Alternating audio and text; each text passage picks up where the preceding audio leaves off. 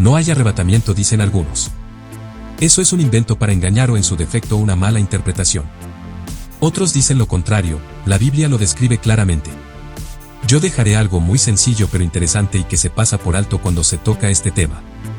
Lo dejaré para analizar en el final del vídeo, y verás que la chance puede ser real si tan solo haces un justo juicio de lo escrito. Ahora citemos lo siguiente, lo que se dice en uno de los varios versículos en cuanto al fin de los tiempos y sobre cuándo vendrá el mismo. Segunda de Tesalonicenses 2 verso 3 al 10. Nadie os engañe en ninguna manera, porque no vendrá, o sea el fin, sin que antes venga la apostasía, y se manifieste el hombre de pecado, el hijo de perdición, el cual se opone y se levanta contra todo lo que se llama Dios o es objeto de culto, tanto que se sienta en el templo de Dios como Dios, haciéndose pasar por Dios. ¿No os acordáis que cuando yo estaba todavía con vosotros, os decía esto? Y ahora vosotros sabéis lo que lo detiene, a fin de que a su debido tiempo se manifieste. Porque ya está en acción el misterio de la iniquidad, solo que hay quien al presente lo detiene, hasta que él a su vez sea quitado de en medio. Y entonces se manifestará aquel inicuo, a quien el Señor matará con el espíritu de su boca, y destruirá con el resplandor de su venida, inicuo cuyo advenimiento es por obra de Satanás, con gran poder y señales y prodigios mentirosos, y con todo engaño de iniquidad para los que se pierden, por cuanto no recibieron el amor de la verdad para ser salvos. Desglosemos esto. 1. Dice que nadie nos debe engañar, el fin no vendrá sin que antes se manifieste el hijo de perdición. Entonces de ningún modo viene el fin antes de esto. Antes debe ocurrir la llamada tribulación y o gran tribulación. 2. Algunos dicen aquí que el hijo de perdición no se refiere a una persona, un ser, sino solo a los gobiernos terrenales, lo que lleva a preguntar. Cuando la palabra dice el hijo de Dios, ¿se refiere a una persona, sí o no? ¿Por qué entonces el hijo de perdición no se referiría a una persona si eso es lo que describe? Claro que este ser convencerá y dominará gobiernos, eso está también escrito, por ejemplo en Daniel 7:24, lo dejo para que lo medites si puede ser o no. 3. Dice que éste se levantará contra todo lo que sea Dios, esto es a los que crean en Dios en ese momento y que adviertan sobre este engaño, pero que se levantará también en contra todo lo que sea objeto de culto. Yo aquí entiendo que se refiere cultos a Dios, pero también a cultos, aunque no sean relacionados con Dios en este caso, ya que exigirá culto solo a la bestia y a nadie más, llevando así a la apostasía total e instaurando una sola deidad hacia todo credo religioso bajo algún engaño o edicto, direccionando los mismos a un solo foco, a su posición como Dios. Nótese que se advierte que hará milagros y señales, lo que podría convencer a diferentes corrientes religiosas a una apostasía ecuménica fuerte y real, siguiendo solo al mismo, aunque tengan diferencias doctrinales y aceptándolo como Dios por sus obras y milagros falsos. También y quizá, ya que se dice que usará mentiras, bajo el lema de un falso amor y aceptación, introduzca todo tipo de actos similares a los de Sodoma y Gomorra como algo natural y bueno dentro de lo aceptado por Dios, aunque sea falsamente Dios, y glorificaran su supuesto amor por esto. Por eso dice que se sentará como Dios, e incluso en el templo de Dios.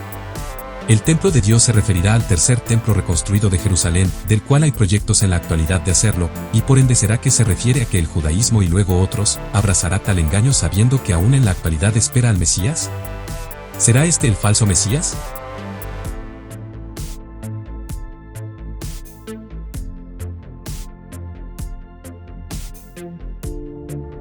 No hablo del remanente salvo de Israel, claro.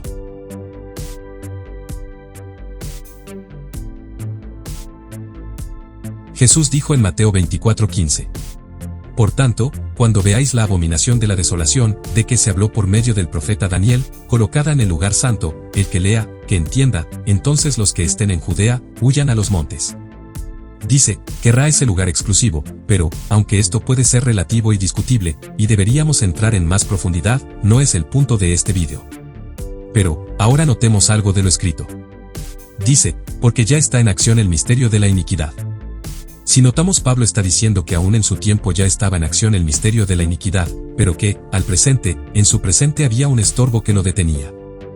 También Pablo en otros versículos nos habla sobre el espíritu del anticristo que también sostiene que está en acción aún en su tiempo.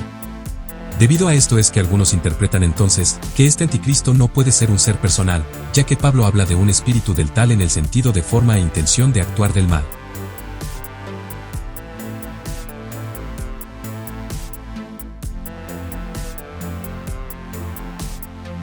Sin embargo, hay un detalle aquí que puede apuntar a que si es una persona este hijo de perdición.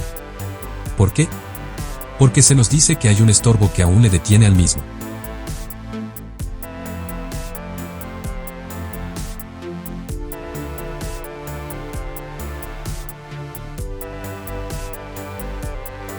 Esto separa a dos cosas. Uno es el misterio de la iniquidad, el mal, el cual está operando desde el mismo momento de los apóstoles a la actualidad, y otro, es la culminación de este, la manifestación del hijo de perdición, fruto del operar del misterio de la iniquidad, del mal que ha trabajado en ese sentido a lo largo del tiempo. Pero esto, no puede pasar hasta que sea quitado el estorbo que lo detiene. Nótese, que el estorbo, no está frenando al misterio de la iniquidad, ya que como dijimos, este opera desde la época de los apóstoles, sin embargo, el mismo apóstol nos dice que el estorbo frena, no al operar del mal, sino a la manifestación del Hijo del mismo. Son dos cosas diferentes. Para que se entienda, el misterio de la iniquidad es el espíritu del anticristo, esto no como persona sino como idea, como propósito, pero el anticristo, no es ese espíritu, sino el hijo de perdición, o sea el mal manifestado en una persona de carne y huesos. Esto es lo que hay que entender, claro que, desde la época de Pablo, el espíritu del anticristo opera, y claro que el misterio de la iniquidad que es lo mismo también lo hace, pero esto tiene un propósito que debe manifestarse, es ceder el poder a este ser, a este hijo del mal. El anticristo, no puede manifestarse tal cual como es, aunque el misterio de la iniquidad esté operando aún hoy en ese sentido y propósito. Esto es claro cuando se nos dice que esto sucederá, cuando se le quite el estorbo del medio.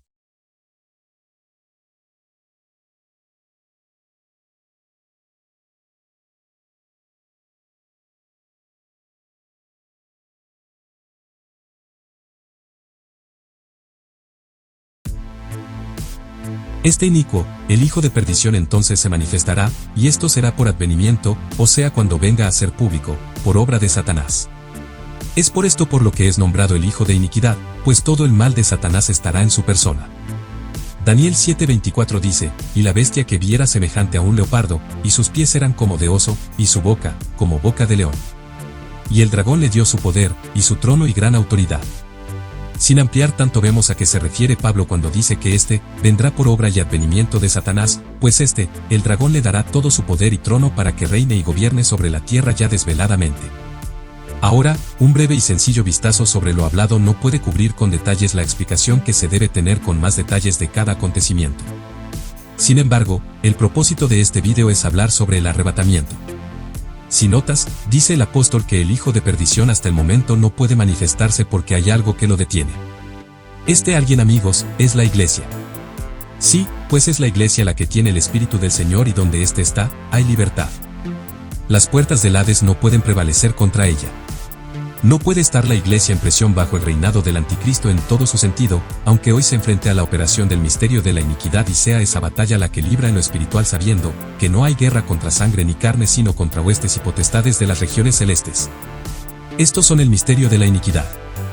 Pero este estorbo, la iglesia, los hijos de Dios en los que verdaderamente mora el Espíritu del Señor, tiene la autoridad en el nombre de Jesucristo, de estorbar el pleno proceder y actuar del hijo de iniquidad manifestado plenamente.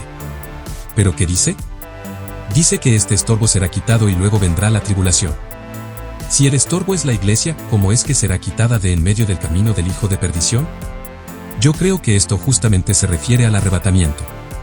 Decir antes de citar unos breves versículos, que debemos entender el rol de Pablo, el apóstol. Esto es importante. Pablo dijo que a él le fueron revelados misterios sobre el Evangelio y aún Pedro así lo comprendía y decía que algunas cosas eran difíciles de comprender. Segunda de Pedro 2:15. Consideren que la paciencia de nuestro Señor es para salvación, como también nuestro amado hermano Pablo les ha escrito, según la sabiduría que le ha sido dada. En Gálatas 1:12 Pablo dice, pues ni lo recibí de hombre, ni me fue enseñado, sino que lo recibí por medio de una revelación de Jesucristo. No es que esté quitando mérito a los demás apóstoles bajo ningún punto de vista.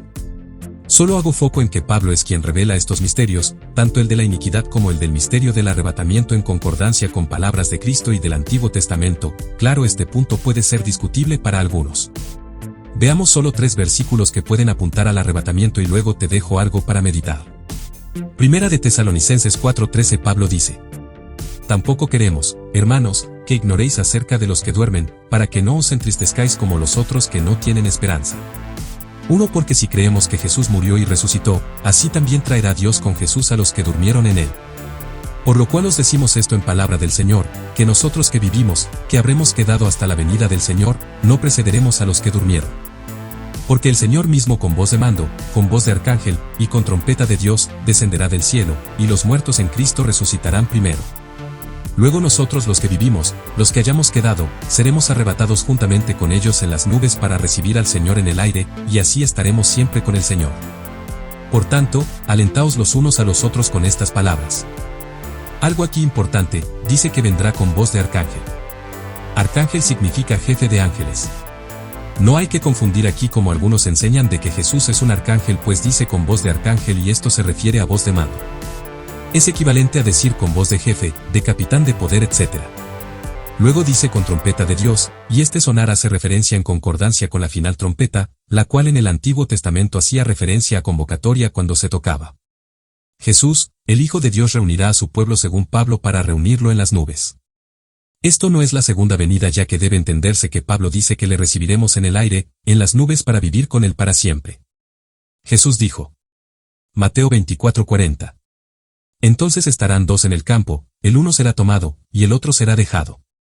Dos mujeres estarán moliendo en un molino, la una será tomada, y la otra será dejada. Velad, pues, porque no sabéis a qué hora ha de venir vuestro Señor. Pregunto, si no hubiese arrebatamiento, en lugar de decir que será alguien quitado, ¿no debería decir que sería protegido solamente? Apocalipsis 3:10. Porque has guardado la palabra de mi perseverancia, yo también te guardaré de la hora de la prueba, esa hora que está por venir sobre todo el mundo para poner a prueba a los que habitan sobre la tierra. Nota, que dice que le librará de la hora de la prueba y no en la hora de la prueba. La preposición de, hace referencia a apartar de esa hora. En cambio, si usara la preposición en, daría a entender dentro de la misma y no fuera. Pero el Señor promete librarte de, y no en. Si notas, este patrón de, nunca fue en. Por ejemplo, no fue librado de la inundación, fue sacado al arca. Lot, no fue protegido en Sodoma y Gomorra, sino sacado de. Los primogénitos de Israel, si bien fueron sacados del camino del ángel de la muerte, escondidos bajo la sangre del cordero.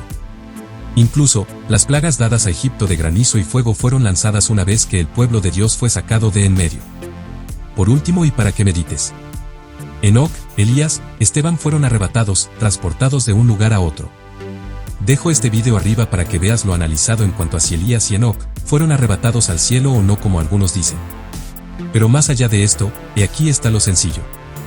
¿Fueron arrebatados sí o no? No importa a dónde, te pregunto qué lees tú. De nuevo, ¿fueron transportados sí o no? ¿La Biblia miente entonces? Algunos ven como algo fantasioso e imposible esto del arrebatamiento. Si tú eres creyente, ¿puedes considerar las cosas de Dios como fantasías? ¿Acaso para el no creyente no le puede ser fantasioso que Jonás estuvo dentro de un gran pez 3 días y 3 noches? ¿Es fantasía entonces? ¿De verdad el mar se abrió en dos para que pasase el pueblo de Dios? ¿Sadrac, Mesach y Abed-Negó no se quemaron en el horno? ¿Y qué es eso que circula por las redes de que esto es una teoría inventada por alguien, hace algunos pocos siglos atrás y por lo tanto, nunca se creyó esto en la Iglesia de Cristo? Piensa en lo sencillo y simple. Leímos a Pablo, a nadie más. Leímos lo escrito. Lo dejo simplemente a tu criterio. Bendiciones.